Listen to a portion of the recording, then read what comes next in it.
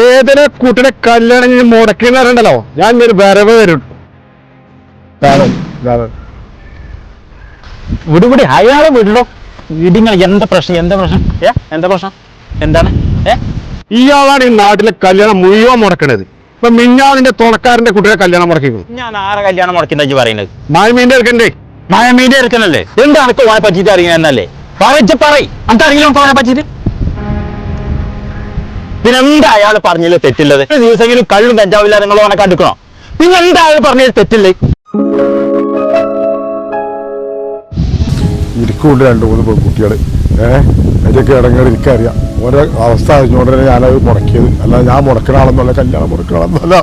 ഈ സൈസ് കല്യാണം എൻ്റെ മക്കൾക്ക് വരുന്ന വെച്ചാൽ നിങ്ങൾ മുടക്കണം. പിന്നെ ചിലവർക്കൊണ്ടൊരു പറച്ചിൽ, ഓനെ പെണ്ണിടിച്ചിരുന്ന ഓനാണ് നന്നാവുന്നത്.